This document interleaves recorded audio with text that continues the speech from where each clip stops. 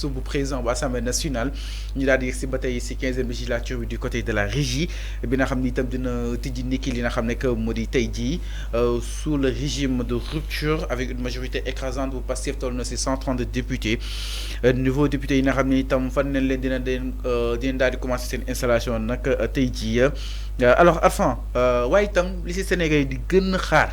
loo xam ni itam dañ koo campagne mooy l'installation de la haute cour de justice attendue et redoutée devra patienter encore quelques semaines ñu koy xaar nag mais dans quelques semaines incha allah peut-être dinañ ko daal di installé dina daal di ñëw si li nga xam ne que moo di les explications yi nga xam ni itam moom la Théodore Chérif Monteil daal di indi mais enfin ñu gis ni Aïssata Sall mu ne on joue avec ce sujet. Il y a certes haute cour de justice, elle est haute parce que elle juge les ministres, le président et tant d'autres. Il y a la justice parce que il y a des magistrats.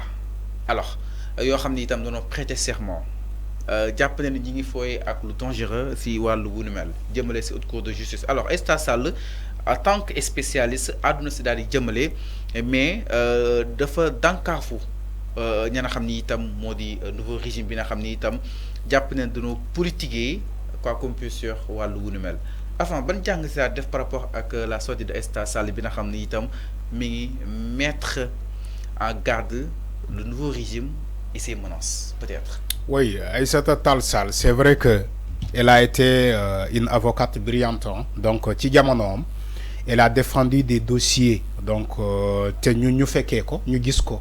C'est plaidoiries donc jàppe woon nañu ko fii avocat bu excellent donc fii ci Sénégal loolu kenn laam-laamewu ko mais ci sa nouvelle déroute loolu laa ko mën a wooye parce que man je le vois à l'image de Ismaïla Madior Fall. Je vois Aïssata Tall Sall je regarde Aïssata Tall Sall à l'image de Ismaïla Madior Fall parce que lu yàqu ci justice bi ñoom ñoo ko yàq. ñoom ñoo ko yàq. Je suis sérieux dans ce que je dis que ça soit Aïssata Tall Sall que ça soit Ismaïla Madior Fall que ça soit keneen ak keneen lu yàqu ci justice Sénégal ñoom ñoo ko yàq parce que ay nit yu jàng ba am xam-xam nga ñëw taxaw di jéem a jël li nga jàng mooy maanaam ce qui est la loi et ce qui est la politique nga jël ñaari jaxase ko ba kenn mënul xam sax lan mooy loi lan mooy politique. Tantôt tu es dans une chaîne télévisée tu dis que je suis là en tant que politique mais je ne suis pas là en tant que magistrat. Ismaïla Madior Fall qui l'a dit.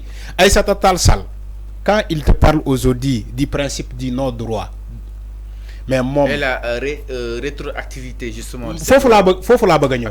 Mais Aïssata Tall Sall qui était garde des Sceaux je crois la dernière garde des Sceaux de Macky Sall moom Aïssata Tall Sall mu gis un député hors la loi à l'Assemblée nationale mu bàyyi ko quand même en fonction de ses exercices. Mais aujourd'hui c'est Aïssata Tall Sall peut dire les gens que def leen attention ci l'abrogation de cette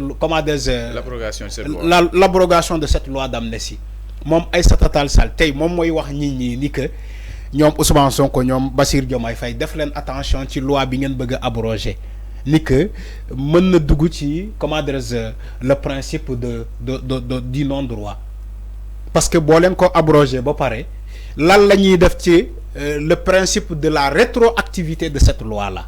Les gens ne parlent pas du principe de la rétroactivité du loi d'amnistie. On ne parle pas de ça.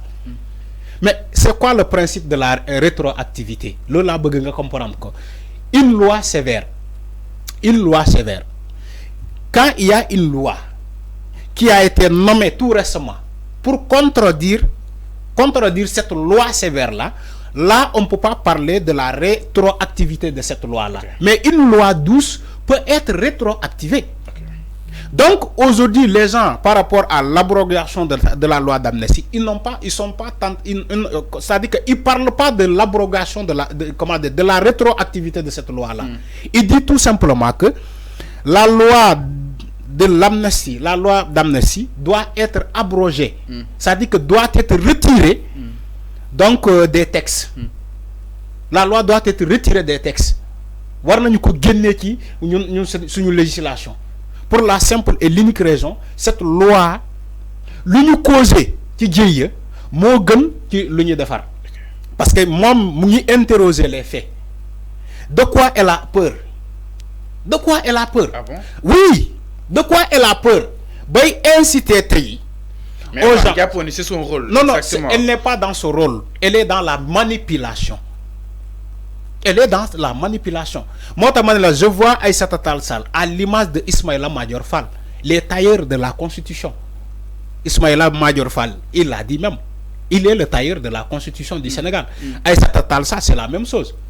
Une garde des Sceaux, un député en hors la loi à l'Assemblée nationale, député bi taxaw tax ci le perchoir. Le député moo taxaw ci perchoir bi né Aïssata Tall Sall yo xam nga ni buñu appliquer loi bi man aussi man damay perdre sama mandat. Barthélémy Diaz a dit, il a dit à qui de droit ni que man devant Aïssata Tall Sall qui était la garde des Sceaux mu ne ko yow xam nga ni que buñu appliquer loi bi man Barthélémy Diaz damay perdre sama mandat. Mom mu yëngal bopp bi mom Aïssata Tall Sall. Mais comment on est arrivé à là? Mom en étant garde des Sceaux mu bàyyi un député boo xamante ne bu ñu appliqué ne serait-ce que le principe du droit député boobu dafay perdre mandat mais elle a laissé l'eau couler sur les ponts mom Aïssata Tall Sall pour protéger Barthélémy Diaz parce que moom moo nekkoon avocatam. Voilà le jeu que la femme là a joué dans ce pays. Nit ñi waxuñu ah. Voilà le rôle qu'elle a joué dans ce pays. Elle pouvait le faire, mais elle ne l'a pas fait. Alors que loi m'en connaît, quand un député est condamné dans une affaire criminelle, elle perd automatiquement son mandat. Allez vérifier les textes. Il faut aller vérifier les textes. Ça dépend de ça ne dépend pas. Du ministre de la Justice. Mais c'est ce que j'ai dit. Même Ousmane Diagne, à tout moment, mais c'est ce que j'ai dit. Pourquoi mon Aïssata Tall Sall pourquoi mon Ousmane Defouko. Mais ça dépend. Ça dépend de l'appréciation du ministre de la Justice. Mais pourquoi elle n'a pas fait? Mais Defouko, pourquoi elle l'a pas fait? C'était son avocat. Aujourd'hui, c'est évident. C'est pas évident. Non, non, c'est elle a bafoué les règles. Non, non, vu que Aïssata Tall Sall, elle a enfreint les règles. Vu qu'elle a bafoué les règles. Non. Le ministre actuel aussi a bafoué les règles. Parce qu'il a trouvé Barth étant toujours député. Aïssata Tall Sall a bafoué les règles en laissant un député condamné dans toutes les instances, condamné dans une affaire criminelle, Moubaïko à l'Assemblée nationale. Aujourd'hui, elle est donneur de leçons. Pourquoi il y a une corrigée? Elle est donneur de leçons. Pourquoi nouveau régime corrigé ou quoi? Nouveau régime bi bu mu ñëwé dañoo tas Assemblée nationale parce que xam nañ dañuy tas Assemblée nationale. Donc jarul faire de l'énergie.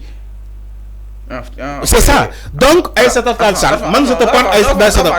On va pas boo jëlee débat bi ni ouais mais nañ continuer du loolu nga bëgg.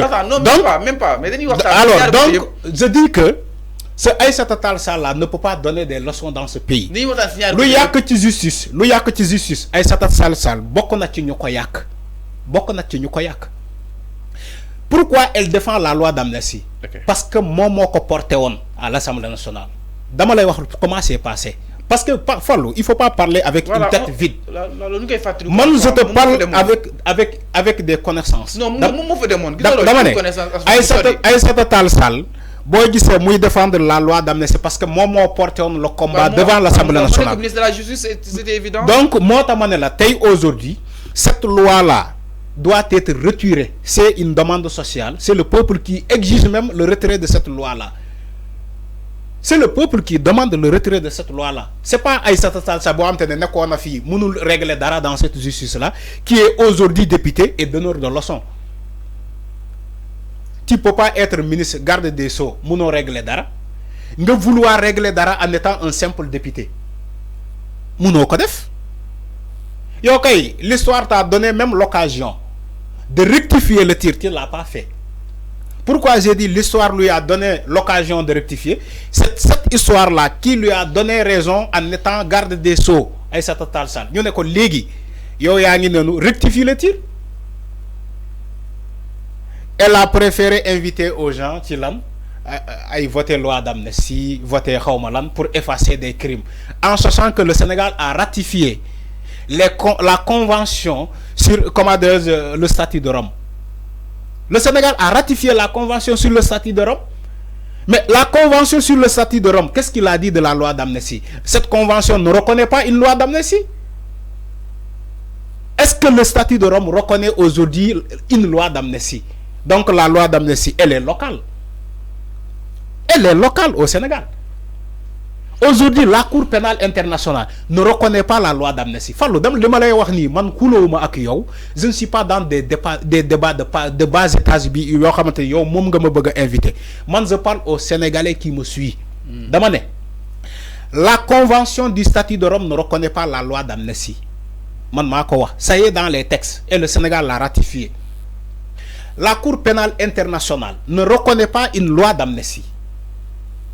Si toutefois cette cour-là reconnaît qu'il y a bel et bien crime contre l'humanité, d'accord, il top à la règle. Donc pourquoi on se fatigue tant pour une loi d'amnistie? Pourquoi on se fatigue aujourd'hui au Sénégal pour une loi d'amnistie qui n'a aucune ouverture au niveau international? Parce que la loi d'amnistie de Macky Sall n'a aucune ouverture à l'échelle internationale. Fille la yem, qu'est-ce que c'est? Dimension nationale, Sénégal. De quoi ils ont peur de cette loi, du retrait de cette loi d'amnistie? De quoi ils ont peur? De toute façon, la haute cour de justice sera installée à un délai de 1 mois. Pour nous installer l'Assemblée nationale, délai 1 mois pour nous installer la haute cour de justice. Après, ce qui va suivre après cette cour de justice, on verra. Après, on verra. Mais ce qui est sûr, moi, la loi d'amnistie sera retirée. Parce que le Premier ministre même l'a dit. Sinon, ça sera dit la première des choses, après l'installation de cette Assemblée nationale-là, moi, madame, ils vont vers le retrait de cette loi d'amnistie. Donc, il ne faut pas que n'y ait que cette salive. Moi, les manipulateurs. Moi, Aïssata Tall Sall qui veut aujourd'hui défendre l'indéfendable. Parce qu'elle est en train de défendre aujourd'hui l'indéfendable. Maman Boumouara défendre cette loi d'amnistie, elle a préféré donc voter cette loi d'amnistie là, même si le peuple n'est pas demandeur. Le peuple sénégalais n'est pas demandeur de cette loi d'amnistie là. Moi, il faut que nous sachions Aïssata Tall Sall tay dafa wacc andam. Elle a dérapé sur toute la ligne. Elle a dérapé. Parce que tu ne peux pas nous parler d'une loi d'amnistie et tu parles encore d'une rétroactivité de cette loi-là. Les gens ne sont pas là-bas. Peut-on intervenir? Les gens ne parlent pas d'une rétroactivité de cette loi-là. Peut-on intervenir? Soyons sérieux dans ce pays. Peut-on intervenir? On doit être sérieux. Enfin, peut-on intervenir? Il faut arrêter vos manipulations. Alors, intervenir, et parler correctement avec les Sénégalais. Alors, peut-on intervenir? Voilà. Peut-on intervenir? Nous intervenir. Enfin, bataille concrètement que ni loi bi d'accord pour nous abroger ko. Il faut nous abroger ko parce qu'avant la réconciliation, justice d'abord, nous xol ñan ñoy responsable yi lata ñu dem ci djubo. Là on est d'accord avec toi.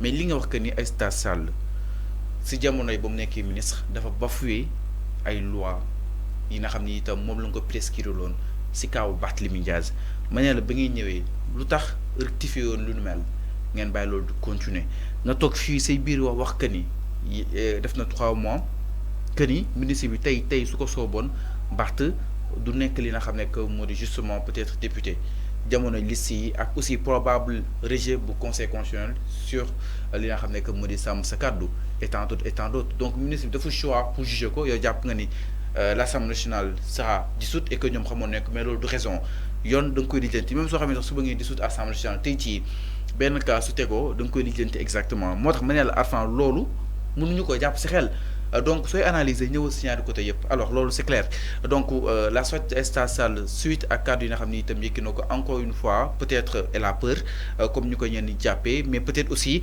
si